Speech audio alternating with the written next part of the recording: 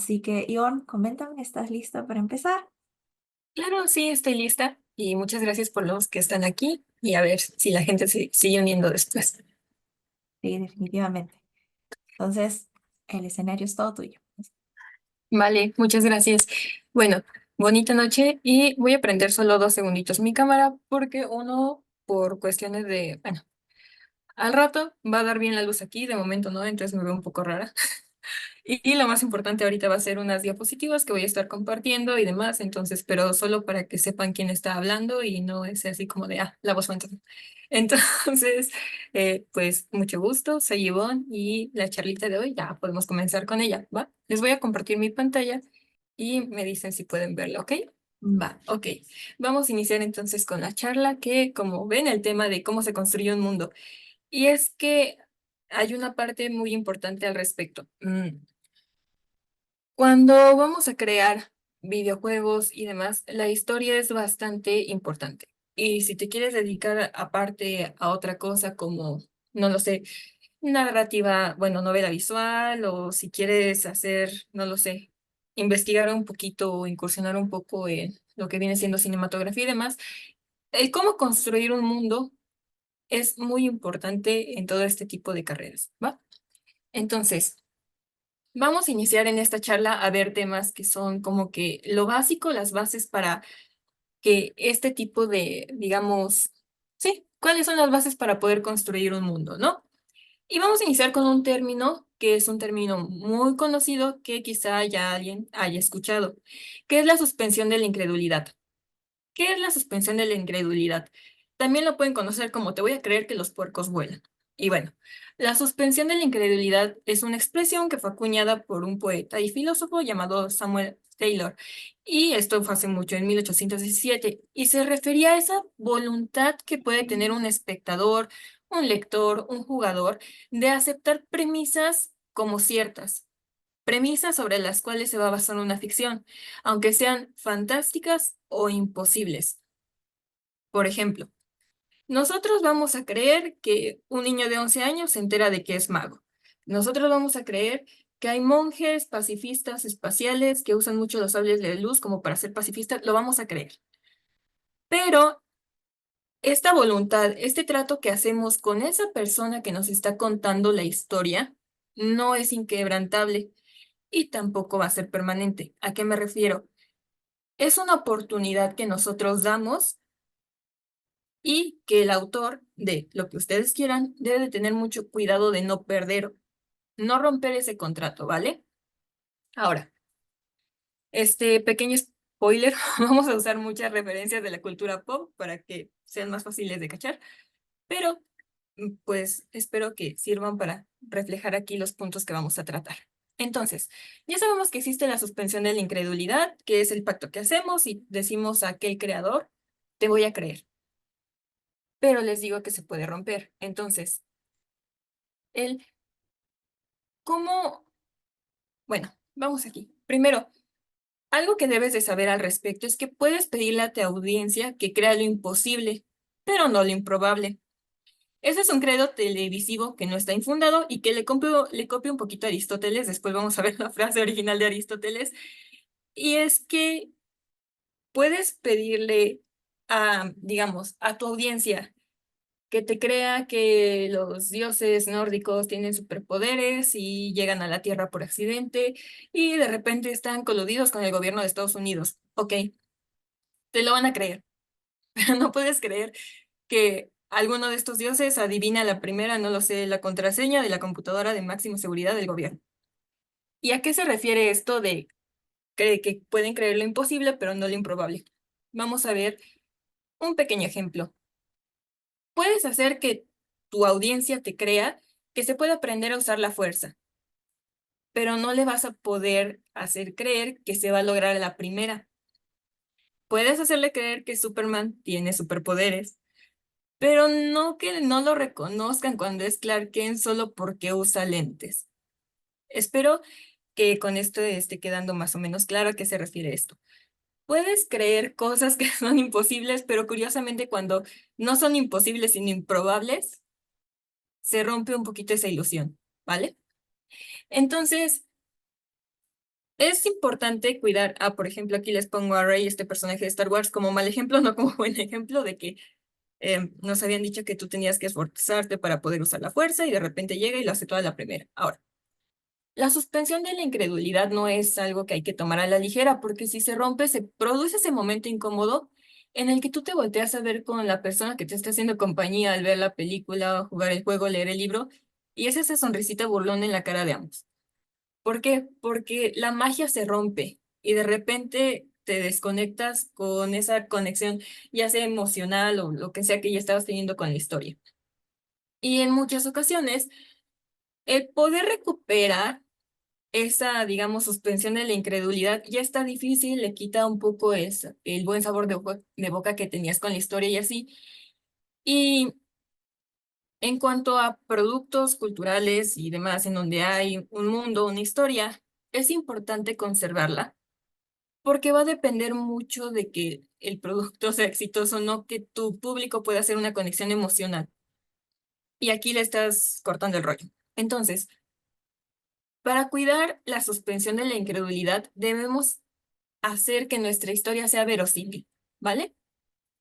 Ahora, ¿qué es la verosimilitud? Primero, la RAE la va a definir como algo que tiene apariencia de verdadero. Esta definición es importante porque la verosimilitud no se refiere a que algo sea cierto. Ya dijimos que podemos creer que Superman llega a la Tierra y tiene super, sino que tiene que tener apariencia de verdadero.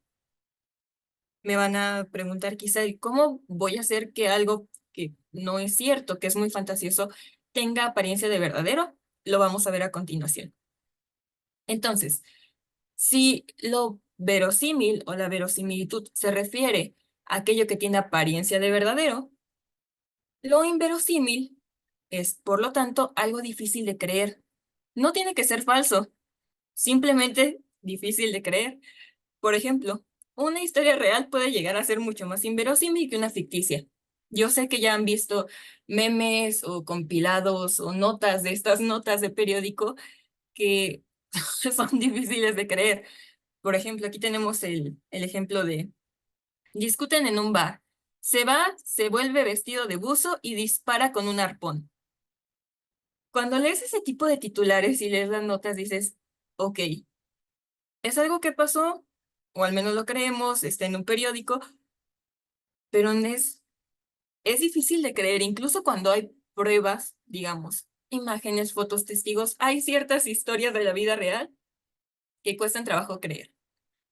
O, por ejemplo, esa nota, en México hubo una nota que no sé si haya llegó, de que en una pescadería le ponían pescaditos de esos de pegatina a los peces para que dieran la impresión de no estar echados a perder.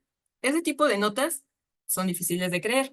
Y es aquí en donde entramos a esa frase que les decía de Aristóteles, que es preferible lo imposible verosímil que lo posible inverosímil. Era lo que les comentaba. Vamos a creer que Superman tiene poderes, pero no te podemos creer que nadie lo reconozca siendo Clark Kent solo porque usa lentes, ¿vale? Entonces, esa es una parte muy importante al momento de construir mundos, historias y personajes. Tenemos que crear esto con la suficiente coherencia como para que la gente crea que puede pasar y no se rompa ese pacto que hicimos con ellos.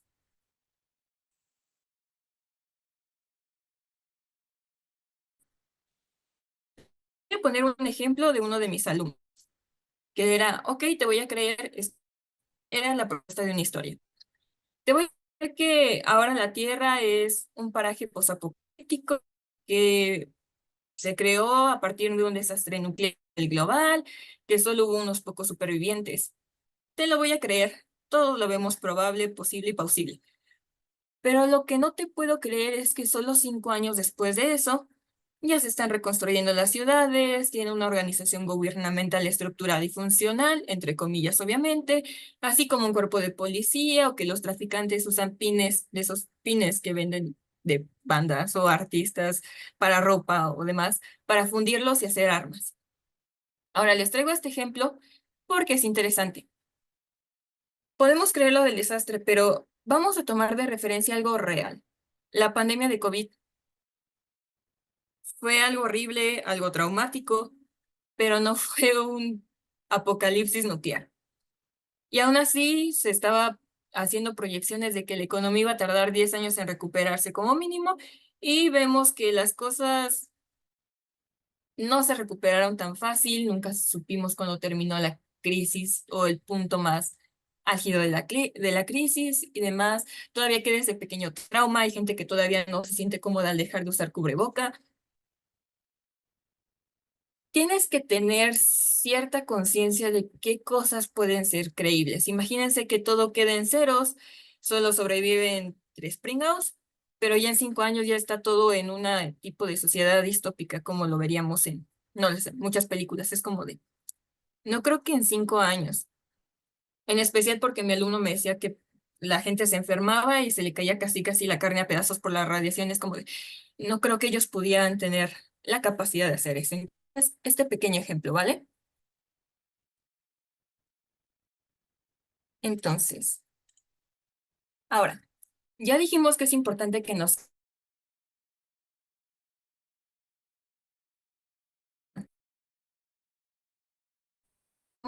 cuidemos. Son sencillos, requieren de práctica, pero son sencillos. Vale. El primero, muy, muy, muy importante, es plantea las reglas y síguelas. Por favor, síguelas, por favor. Tu mundo puede ser tan fantasioso como quieras, pero va a tener que tener reglas en él. Por ejemplo, si tú me dices que los puercos vuelan, los puercos siempre van a volar. Las reglas no se pueden aplicar solo cuando sea conveniente o creamos que es conveniente. La consistencia va a ser muy importante, ¿sale? Y van a existir diferentes criterios para poder plantear las reglas dependiendo del nivel de, entre comillas, realismo de la historia, o dicho de otra forma, de las relaciones que tenga con nuestra realidad, ¿vale? Entonces eso. Ahora, el construir un mundo es complejo porque no se trata de decir, ah, como aquí el mundo se usa magia, todo es válido. Porque si todo es válido, tú necesitas un margen para que las cosas puedan funcionar. Si todo es válido, para iniciar, se pueden resolver absolutamente todos los problemas. Si no hay problema o conflicto, no tienes historia. Entonces, incluso si tu mundo no se parece en nada, que eso es un tanto imposible, porque no podemos crear algo que no sea completamente desconocido, pero suponiendo que tu mundo no se parece absolutamente nada a nuestro mundo, aún así debe de tener una lógica para que no se desarme. Todo mundo que exista, haya existido o existirá en esta dimensión o en cualquier otra, debe de tener reglas, sistemas, si no, no podría funcionar, ¿vale? Ahora, lo que vas a hacer para poder construir estas reglas y hacer todo esto es cuidar de tu lógica interna. Estas reglas van a ser tan importantes que si se rompen, pueden echar a perder la conexión del público con la historia. Pero si se hace de forma consciente y una única ocasión, puede ser la clave del conflicto de tu historia. ¿A qué me refiero con esto? Vamos a ver unos ejemplos y les digo que yo traigo cosas de la cultura pop para que no se me pierda. Vamos a verlo con Harry Potter. El niño que vivió. La pregunta, ¿por qué no estiró la pata? Bueno, Harry es famoso porque la Avada Kedavra, que es una maldición asesina de la que nadie se salva, no lo mató siendo bebé. ¿Por qué? El que haya sobrevivido Harry no solo le da su fama al niño en su mundo, sino es el inicio de la historia. A eso me refería que las reglas de tu mundo solo se pueden romper si se rompen en alguna ocasión o en ciertas ocasiones muy a conciencia, y probablemente vayan a ser el inicio de un conflicto, quizá el principal de tu historia. Por ejemplo, de nuevo Harry Potter, si no se puede conseguir en ese mundo la inmortalidad, aunque haya magia, si se dan cuenta, si pensamos, ah, es que con magia, ok, el mundo tiene magia, pero cuando se creó decidieron que no ibas a poder hacer todo.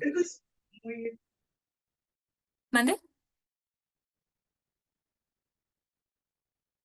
No, creo que ahí se activó el micrófono por error, no te preocupes. Ah, ok, va. En- de que algo que no se podía conseguir era la inmortalidad, entonces nadie, absolutamente nadie en la saga lo puede conseguir, sin importar los medios que usen.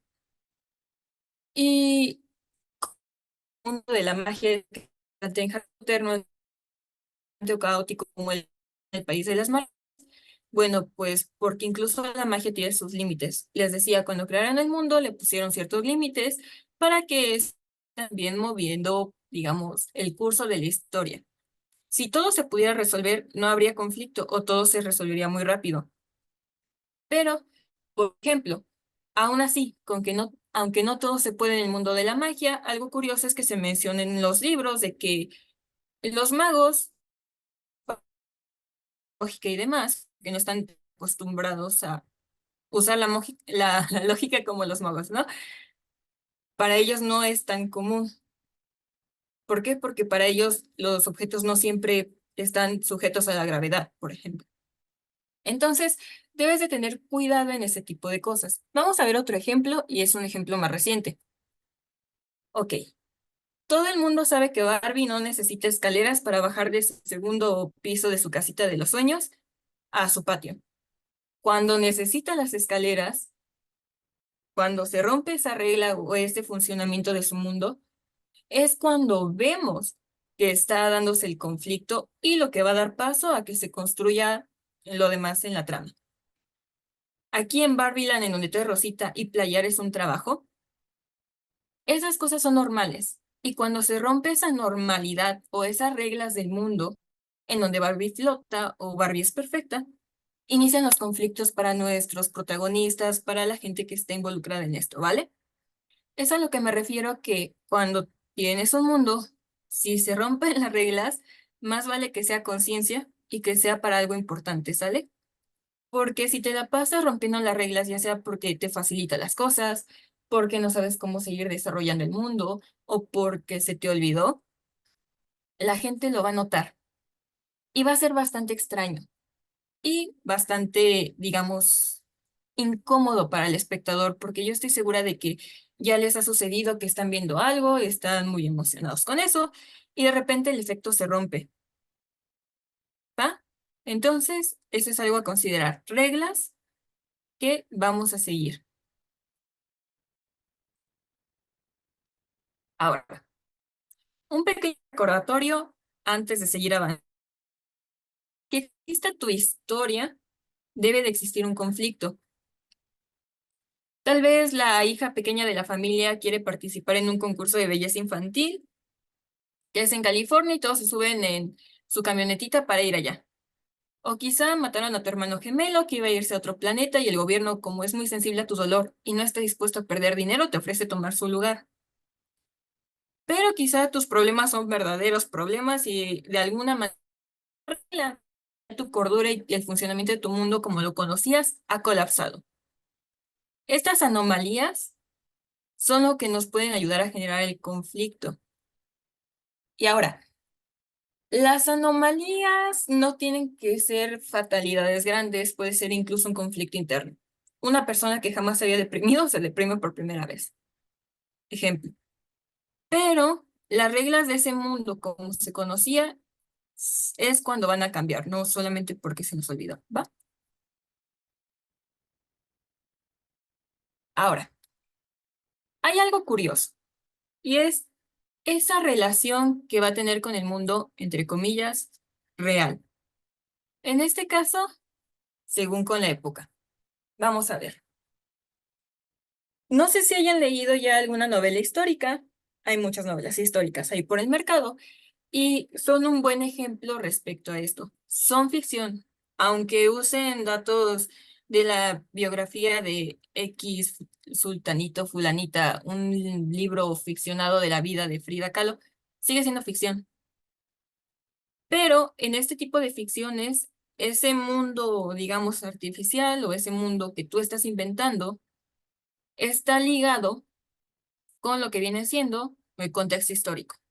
Ahora, incluso si no es una novela histórica o un juego serio o algo por el estilo, es importante que si tu, digamos, historia o tu mundo está situado en alguna espacio temporal con relación o guiños a cierta época, se tenga cuidado de hacer una investigación previa respecto a esto. Por ejemplo, ¿cuáles eran los usos y costumbres de ese entonces? ¿Qué tecnología existía?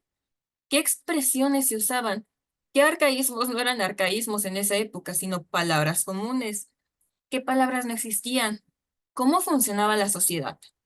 Ahora, esto es muy importante porque pueden decir, ah, no, pero mi mundo es ficción, me doy licencias, pero sí suele perjudicar en el momento de estar construyendo un mundo que no se haga una investigación previa respecto a lo que tú vas a tratar. Por otro ejemplo de una anécdota de unos alumnos, ¿no?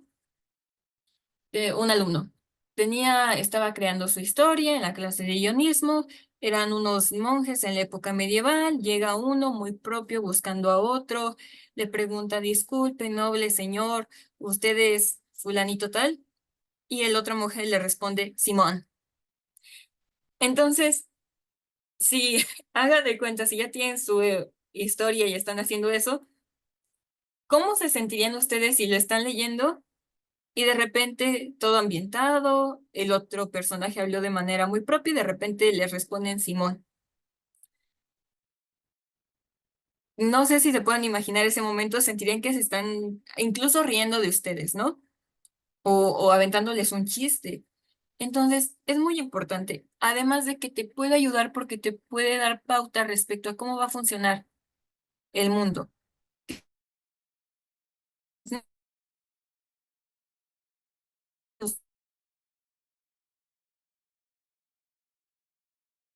Bueno, otro ejemplo de...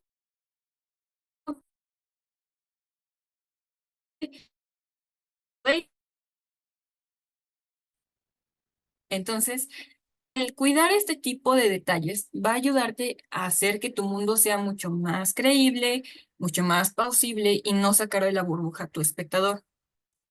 O por ejemplo, ¿quieres una historia que se desarrolle en el Imperio Inca? Tus personajes no pueden decir, pucha, qué mala onda, ¿va? Entonces, es cuidar este tipo de detalles para no crear esta disonancia rara que va a romper la suspensión de la incredulidad. Ahora, vamos a hacer aquí una pequeña, digamos, nota al pie. Tenemos esta serie de Netflix tan famosa. Y del otro lado tenemos una adaptación de Orgullo y Prejuicio. Ahora, la serie de Netflix no sigue casi absolutamente nada de lo que había en la época en la que está situada, pero no está mal porque ese no es su propósito, ¿ok? Aquí vamos a hacer una pequeña distinción en cuál de los dos mundos estás ubicado. Si tú quieres hacer una, digamos, fantasía medieval en donde alguien va a salvar a alguien de un dragón, por lógica no vas a meter un Ferrari y que el caballero se mete en el Ferrari para llegar más rápido al castillo. Pero puede ser más laxo si de plano es algo que está muy desconectado, o sea que solo estás tomando como inspiración X o Y época. Lo que están haciendo con esta serie es una serie inspirada en X o Y época, pero también en Gossip Girl, algo por el estilo. No hay tanto rollo. Y sabes que ellos no, yo porque no vi mucho de la serie, creo que vi el primer capítulo y medio, porque no soy su público, pero por ejemplo tenían en un baile de alta sociedad canciones de Ariana Grande de fondo, con violín y cuerdas, pero de Ariana Grande. Su punto no es ser realistas, ni adecuados, ni historia, ni ser históricamente, digamos,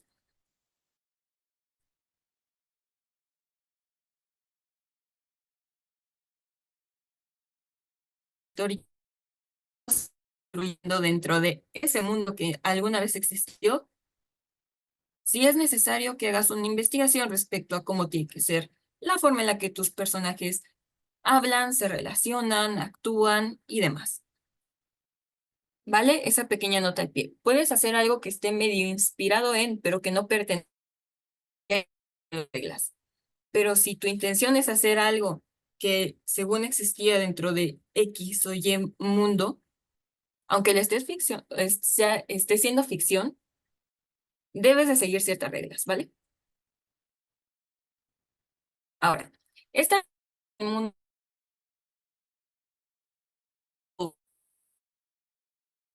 forma. Habíamos hablado ya de algún, ahora vamos a unos ambientes específicos. Por ejemplo, si quieres contar una historia que se va a desarrollar en un ambiente muy, muy específico, debes de investigar respecto a ese ambiente. Vamos a usar un ejemplo. Vas a crear Whiplash, la película de Whiplash. Tu protagonista va a ser músico. El drama se va a desarrollar en una escuela de música. Vas a hablar de música. Debes investigar respecto a la música y cómo es el ambiente en donde la persona, como tu personaje, se va a desarrollar. Luego, tu personaje va a estar en una nave espacial, por ejemplo. Debes de investigar un poquito de física, de cómo es estar en el espacio, etcétera. ¿Ok? Entonces, esto es importante porque si no, se va a sentir muy extraño. Por ejemplo, y lo uso de meme porque sé que ha llegado meme a otros lados y si a ustedes todavía no les llega el meme de la Rosa de Guadalupe, perdón por este guiño de lo mexicano, pero sé que ha llegado como meme a muchos lados. Entonces espero que les haya llegado de meme a ustedes. Si tu personaje es una joven mexicana que va a la preparatoria, no puede decir, está del uno. Entonces, este tipo de detalles son muy importantes al momento de que estás construyendo tu mundo. Que aunque sea un apéndice o digamos algo que está relacionado con nuestro mundo real, pues no tiene que ser 100% real, pero sí tener estas pequeñas, digamos, esta coherencia en su construcción, ¿sale? Luego, algo muy curioso es cómo van a hablar tus personajes. Ahora, el lenguaje. Según Saussure, es un sistema comunicativo innato del ser humano y que por lo tanto va a ser universal. Es la herramienta con la que nos comunicamos. Y el lenguaje se puede dividir en dos, lo individual y lo social. La parte social de la lengua es un sistema de signos lingüísticos con una intención comunicativa. Son las lenguas, por ejemplo, un idioma. Un montón de gente se puso de acuerdo en que gato significa gato y no otra cosa. ¿Ok? Pero algo muy importante respecto a esto, bueno, y aparte la lengua va a cambiar con el tiempo y demás, el lenguaje va a cambiar con el tiempo y demás, pero esa es la parte social. Lo que habíamos hablado anteriormente con el ejemplo de la Rosa de Guadalupe o de alguien que está en una escuela de música, digamos que es más respecto a la lengua. Pero hay algo que también es muy importante y es la parte individual del habla. Esa parte individual perdón, del lenguaje es el habla. El habla es el uso efectivo que los hablantes le dan a una lengua. Es decir, es la manera en la que yo, tú, usamos el español. Si te das cuenta, en tu casa o en tu escuela, todos hablan español, pero no todos hablan igual.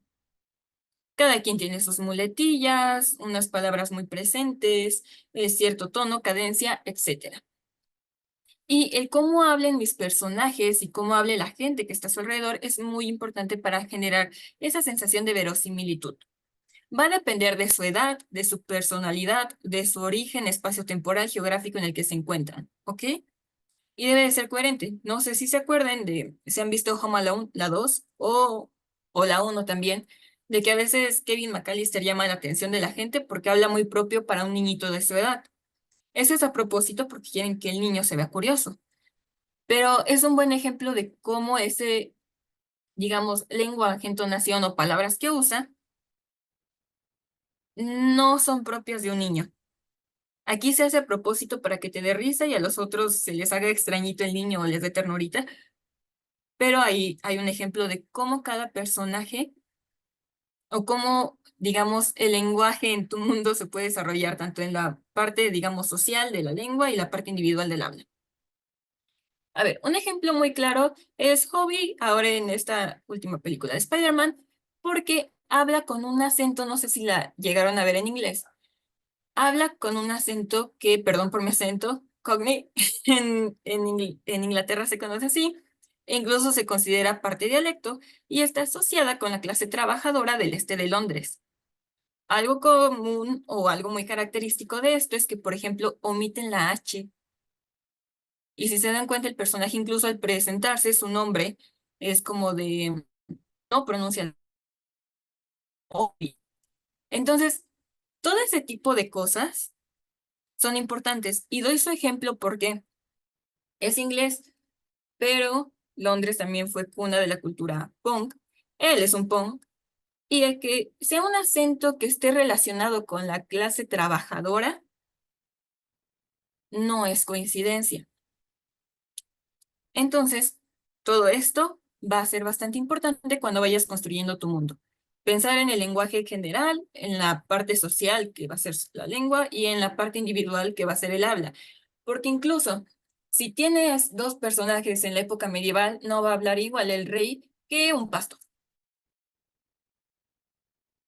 Y les traigo un ejemplo. Por ejemplo, no sé si han leído obras del siglo de oro del teatro español, pero había en ese siglo muchas obras de carácter pastoril, que enaltecían la vida en el campo, sus protagonistas eran pastorcillos y demás. Entonces, algo curioso de estas obras era que un pastor entre los siglos XVI y XVII lo veía citando griegos y a la mitología y su mitología y usando un lenguaje de estudioso. Y es súper extraño porque obviamente estos libros no los iba a leer un pastor, porque probablemente no sabía leer, sino otro tipo de gente. Y eso está bastante reflejado ahí, porque como alguien que probablemente usaba un lenguaje muy diferente iba a estar hablando así. Entonces, eso. Y les traigo un ejemplo también que es Juan Rulfo. Juan Rulfo usa modismos de grupos sociales específicos o de zonas geográficas específicas. Y lo curioso es que groseramente algunas ediciones se dan permiso de corregir esos modismos o esas, digamos, faltas de ortografía o demás, y eso está mal. ¿Por qué? Porque es bastante lógico que sus personajes usen ese tipo de lenguaje, porque están hablando como gente que vive en las condiciones en las que sus personajes están, ¿ok? Entonces, incluso te puedes permitir que gente hable como, no lo sé, algo que se consideraría informal o mal dicho.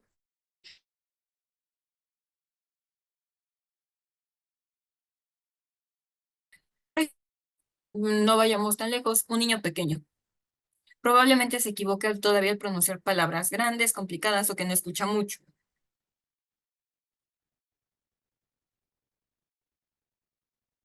Ahora, les tengo aquí un pequeño ejemplo de esto. Aquí no va a ser como mal ejemplo, Macario es muy buena película y entiendo el punto, pero creo que estaba metido, y sí, porque Macario es de los 60 y nuestro siguiente ejemplo, que no lo vamos a ver, solamente lo puse aquí como referencia, no se preocupen, es de Bergman, El séptimo sello, La confesión con la muerte, se escena en la iglesia, en donde estaban con todo este rollo filosófico y vamos a ver la psicología del personaje y demás. Vamos a entender a Bergman. Ahorita doy un poquito de contexto de esa película si no lo han visto. Pero la de Ivan Bergman es de 57 y Macario es de 60. Pero vamos a ver este pequeño ejemplo.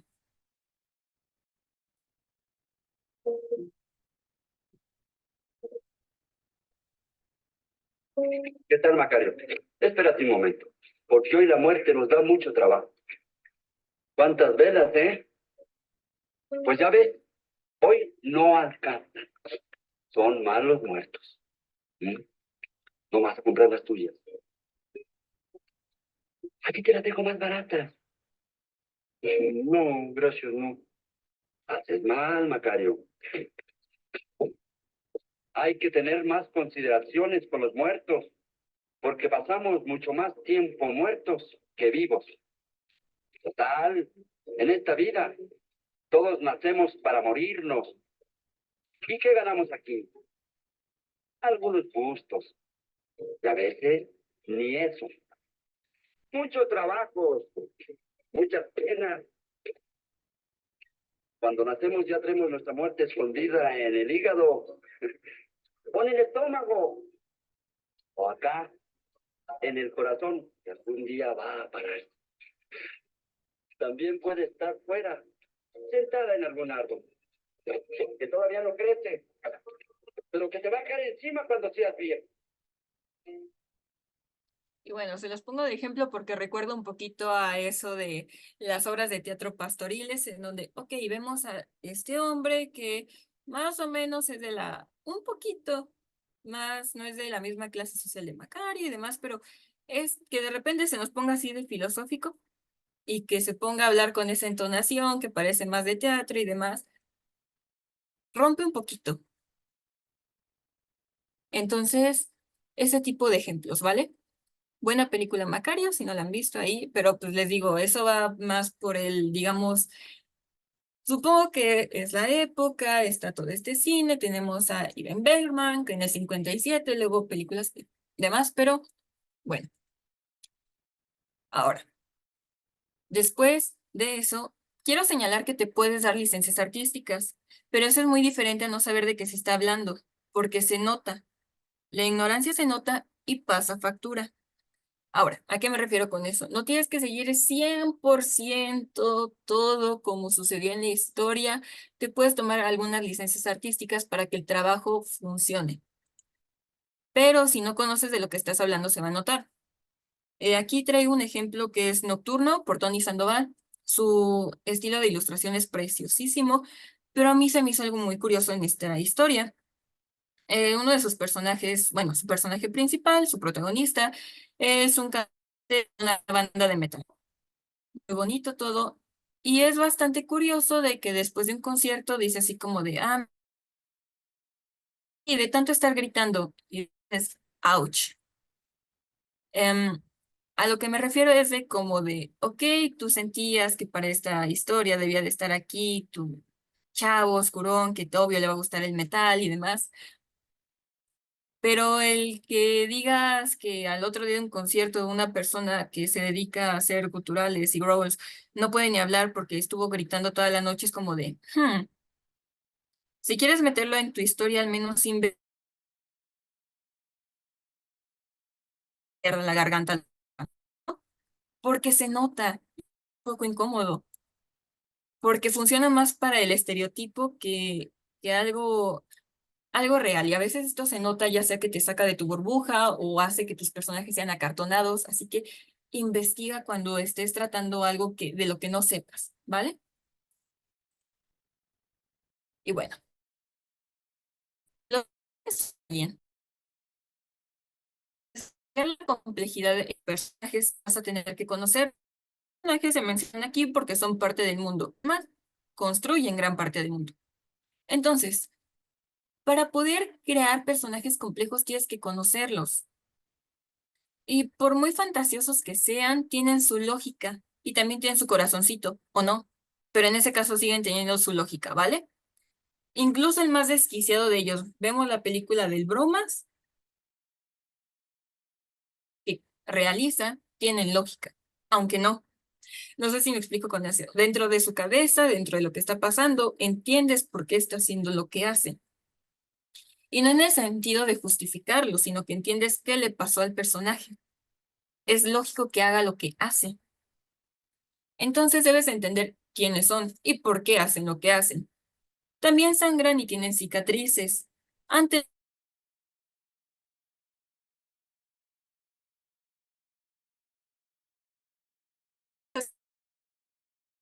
todavía es alguien quien inicia termina la historia. Y otra cosa, no puedes hacer que tu personaje pase por todo y de todos sin que eso le genere ninguna repercusión emocional, o al menos lógica, si es alguien que no tiene sentimientos, ejemplo, ¿vale? Y para ayudarte con esto, es un consejo muy simple. Puedes intentar preguntarte por qué la gente actúa como actúa. Y hablo de la gente real, no de personajes. ¿Por qué tu mamá actúa como actúa? ¿Por qué tu mejor amigo actúa como actúa? E incluso los tuyos, ¿por qué actúo como actúo? Y preguntártelos, ¿y si tuyos y de terceros? ¿Y si esto pasara, cómo me sentiría? Y si esto pasara, ¿cómo reaccionaría Sutanito? Ahora, en juegos hay algo que se conoce, esta es una pequeña nota al pie, y es un fenómeno que tiene lugar cuando un evento que es representado en la narrativa explícita contradice las mecánicas del juego. De forma simple, por ejemplo, en las mecánicas se puede revivir a personajes, y en la cinemática te ponen la muerte de alguien como una tragedia irreversible, y no importa que tuvieras 18 plumas de Fénix, no lo vas a poder revivir. Tenemos que tener en cuenta que no hay este tipo de disonancias para no perder la verosimilitud, que no se rompa la suspensión de la incredulidad y demás. Nota al pie. Y bueno, recuerda que en cuestión de personajes, tu personaje puede hacer cualquier cosa, pero no puede hacerlo todo, ¿vale? ¿A qué me refiero con esto? Me refiero a que Hermione Granger en las películas es un muy buen ejemplo de este personaje que no nos gusta. ¿Por qué no nos va a gustar? Porque no tiene defectos. Todo le sale bien, sabe hacer todo, sabe todo. Cuando les digo que tu personaje puede hacer de todo, que puede hacer lo que tú quieras, lo imposible, pero no puede hacer todo, me refiero a que tu personaje puede ser más rápido que la luz o aventar rayos X, ok, pero no puede ser alguien que pueda hacer absolutamente todo. Debe de tener defectos, miedos, inseguridades o simplemente es malo al jugar al billar.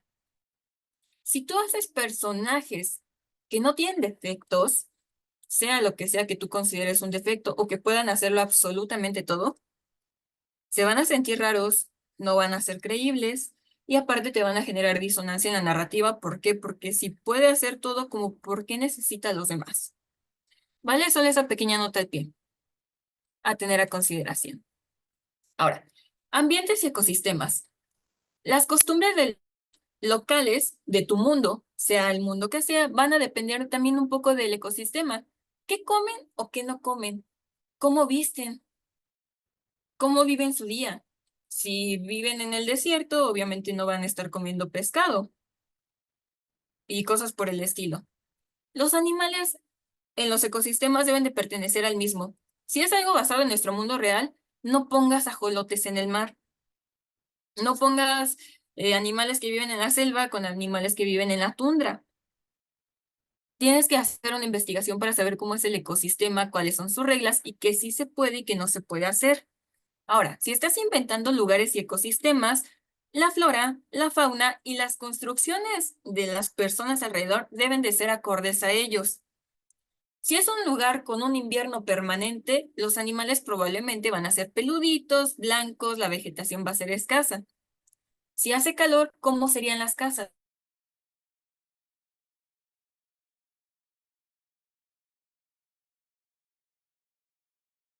Otro ejemplo de Star Wars, los extra en el vuelo. Ok, porque el camino está hecho prácticamente de agua. Este tipo de cosas son muy importantes. Cuando tú estás creando un mundo, tienes que hacer que todas sus piezas concuerden, que lo que estás poniendo ahí tiene una lógica de ser y que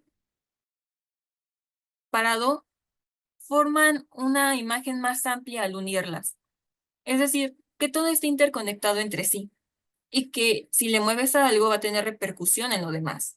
Entonces, esto es bien bonito, bien interesante y se debe de tomar el tiempo uno de poder iniciar a ver este tipo de cosas que a lo mejor se nos pasan las primeras veces que creamos historias. ¿Va? Ahora, un pequeño consejo,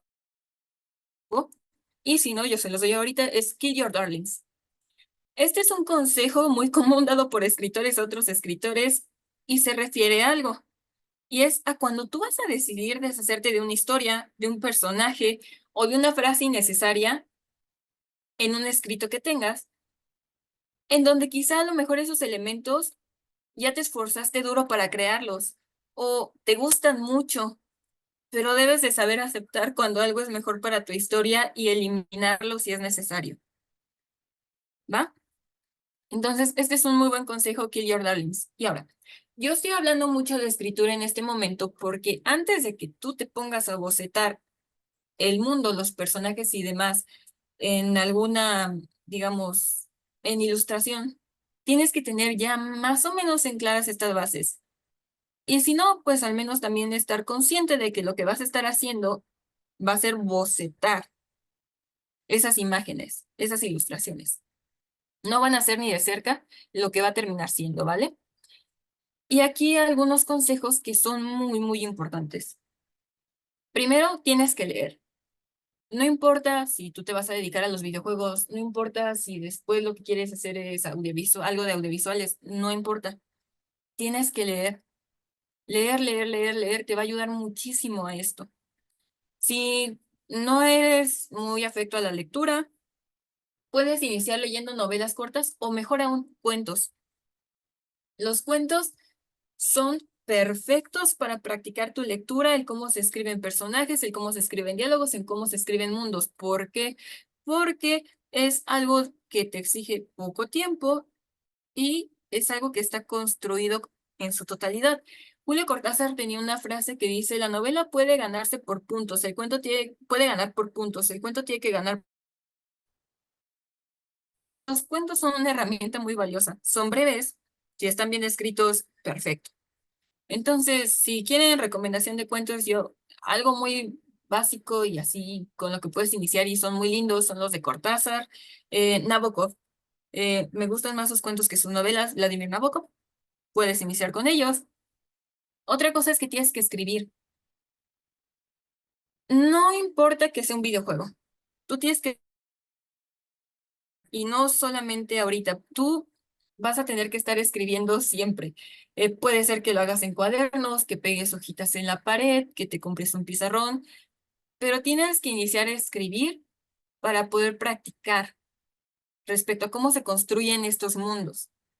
Neil Gaiman tiene en un apéndice de American Gods, en una de sus ediciones, tiene una frase muy curiosa que le comentaba, se esforzó mucho con este libro, hizo investigación, se estaba tomando su tiempo y le comentó a un amigo suyo que también es escritor, creo que ya aprendí cómo se escribe una novela. Y el amigo le respondió, no, tú ya aprendiste cómo se escribe esta novela. Y es que con cada proyecto y cada mundo que creen, el proceso va a ser diferente. Siempre van a seguir aprendiendo y van a seguir redescubriendo su forma de contar historias, de crear mundos, personajes y demás. Ahora, otra cosa que a veces a los alumnos les cuesta trabajo y nos cuesta trabajo cuando vamos iniciando, porque como nos cuestan más trabajo las cosas, les tomamos mucho cariño y nos duele soltarlas, es explorar y bocetar. Es estar consciente de que aquello que creaste probablemente no va a terminar siendo parte de, lo primero que creaste no va a terminar siendo parte de la pintura final, por decirlo de alguna forma. Debes de saber que vas a explorar, a bocetar, a desechar ideas, a romper, a pegar. Velo como un collage. Y no casarse con esa primera historia o con ese personaje del que te encariñaste, pero la verdad no tiene mucho que hacer en esta historia o de esa frase épica que mejor guárdatela para otro juego porque aquí no va. Y es que un consejo que les doy es que van a tener que aprender a dejar ir. A cuando algo ya no esté funcionando, si ven que algo, aunque les haya gustado, no es lo mejor para el mundo, para la historia, lo van a tener que dejar ir. Y ese es un consejo muy valioso, es un proceso. No va a ser lo primero que se te ocurrió, ¿vale? Y otra cosa es que tienes que tener curiosidad al crear mundos. Es decir, ¿cómo va a funcionar esto aquí? Ok, si tienen menos oxígeno que en la Tierra, ¿cómo va a ser esto? ¿Cómo va a ser esto? Si estamos en un escenario posapocalíptico, ¿qué consecuencias podría haber? Investigar, preguntarte y tener curiosidad en general. Curiosidad por conocer a tus personajes, por descubrir cómo funcionan los ecosistemas, etcétera. ¿Vale? Y pues, para ir finalizando, hay un ejercicio que luego pueden checar y les recomiendo mucho cuando estén iniciando a construir un mundo o una historia. Y este ejercicio se divide en 5 partes. Lo primero que van a hacer es definir en un acto, definir el acto 1, el planteamiento del mundo con una frase. Aquí no son párrafos. Los 5 pasos con lo más breve y conciso que sea. Entonces, lo primero es definir el punto bueno, definir el acto 1, el planteamiento del mundo con una frase. Luego, en la segunda oración, definir el punto argumental, que es aquel acto que altera el mundo con una frase. Luego, luego definir el acto 2, cómo lidia el personaje con el conflicto en una frase. Definir el clímax del conflicto, cuál es el punto de inflexión o no retorno que vive el personaje con una frase. Y definir el acto 3, las consecuencias del clímax en el protagonista con una frase. Ahora, esto va un poquito más hacia la narrativa, pero si están muy perdidos respecto al mundo y sus personajes, lo pueden usar para apoyarse y con base en esas 5 frases, ir desarrollando todo el resto de su historia, de su mundo y demás. Ahora, esta fue una pequeña charla introductoria de los conceptos más básicos, porque respecto a la creación del mundo hay un montón de cosas más, incluyendo lo que viene siendo ya cuando pasamos a la representación gráfica de eso que tenemos en la cabeza, es decir, a crear nuestros personajes, nuestras edificaciones, las ilustraciones para esto, para aquello, diseño de personajes y demás. Esto es lo introductorio para iniciar a crear o cimentar las bases de aquello con lo que vamos a trabajar, ¿sale? Y pues ya, eso sería de mi parte. Creo que me fui un poco rápido, pero espero que haya estado bien. Y si tienen alguna pregunta, pues la podemos checar. Eh, yo sí tengo una pregunta, me parece súper interesante y no te preocupes, creo que ninguno de nosotros nos ha afectado el tiempo. ¿Hay alguna herramienta que tú recomiendas para empezar a construir la narrativa de tu juego? O bueno, de un mundo en general. ¿Herramienta, algo así como aplicación o algo así? ¿O en qué sentido? Claro, sí, tal cual, porque hay muchas personas que a veces necesitan alguna suerte de ayuda, sobre todo para ordenar ideas. En realidad no tendría ninguna.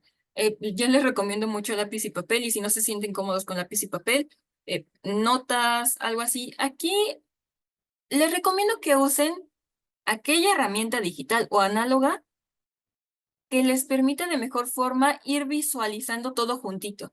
Si les sirve pegarlo todo en una pared o usar, ¿cómo se llama este que se usa usualmente para reuniones de trabajo? Se me fue. Ay, tiene el logo amarillo con negros, que es parecido a ClickUp, pero es ¿Miró? Miro. Ajá, si les sirve Miro, gracias. Si les sirve Miro, si les sirve Excel, si les sirve, lo pueden usar porque aquí lo importante es ir sacando las ideas. Em, y así, perdón que no les pueda decir así como de, puedes usar este programa, pero usualmente al principio, por mucha experiencia que tengas, va a ser un poquito caótico el inicio, poquito.